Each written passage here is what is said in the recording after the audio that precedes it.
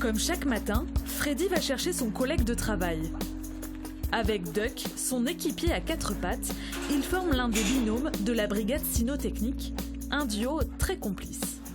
Ce matin, pour lui, c'est un jour particulier parce qu'il a vu que j'étais habillé en rouge. Et par conditionnement, il est parti dans sa tête pour faire un petit entraînement, pour aller retrouver les collègues. Les collègues cyno. Et puis voilà, c'est toute l'excitation, toute la gaieté. Parce que pour lui, la recherche de personne, c'est un jeu. 4 fois par mois, le pompier de Creil rejoint ses collègues de la brigade pour un entraînement grandeur nature. Tu auras une insu à faire, d'accord. Donc ta zone de recherche, ça sera à partir d'ici, jusque la totalité du tas de cailloux que tu vois là-bas. D'accord. Et tu as une insu à faire sur l'ensemble du secteur. Une immense carrière, l'endroit idéal pour simuler des effondrements d'immeubles. L'un des pompiers se fait passer pour une victime ensevelie. Et pour la retrouver, il faut avoir du flair.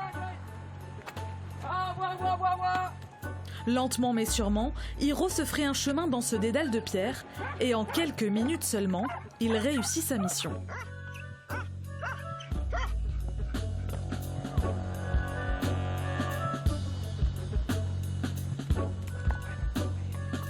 Mon travail, c'est de remonter, venir au chien quand il y a une fixation.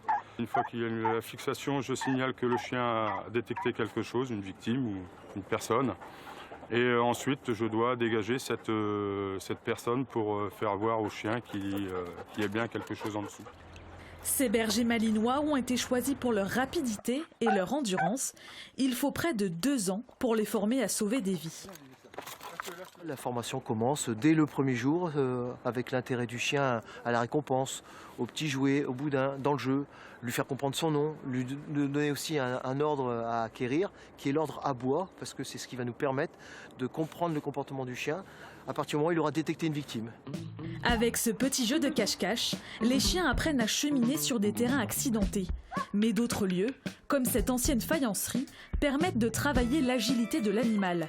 Malgré la pénombre et l'humidité, le chien doit identifier l'odeur des victimes et tous les moyens sont bons pour corser l'exercice. Si tu mets dans l'autre sens la planche, regarde Fabien, comme ça. C'est au tour de Darko, 8 ans, de remonter la piste. Pour interpréter un petit peu le comportement du chien, c'est qu'en fin de compte, on travaille dans un bâtiment. Et là, on s'aperçoit très bien. Et si on fait un peu de poussière et autres, on s'aperçoit que la fumée, la poussière entre guillemets, part par là-bas. Ce qui veut dire que le courant d'air, si vous faites ça, il vient de là-bas, charge l'odeur de la victime et repart vers l'endroit où le chien est entré, donc au niveau de la place principale, dans l'angle là-bas. Et c'est pour ça que le chien s'est détaché, remonté ici. Et c'est localisé dans cette zone-là, de façon à lui-même prendre l'odeur de la victime en direct qui était logée tout là-haut. Chaque année, la brigade cynotechnique intervient sur une trentaine d'affaires, souvent en quête de personnes disparues. Alors, elle intervient sur des personnes ensevelies. Alors ensevelies sous un décombre, suite à explosion de maison, suite à un glissement de terrain. Ça peut être de la boue, ça peut être du sable, ça peut être aussi une personne immergée, un corps immergé sous l'eau. Pour mener au mieux ses recherches, le maître et son chien doivent se comprendre instinctivement. Une complicité à toute épreuve. Voilà. Quel lien vous avez avec ce chien? On a un lien assez fort avec les chiens parce qu'on leur demande beaucoup sur les entraînements.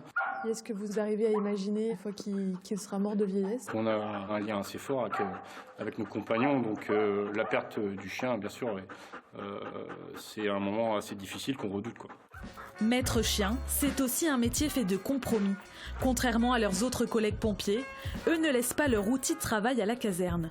Une fois le binôme formé, l'animal reste aux côtés de son maître jusqu'à la fin de sa vie.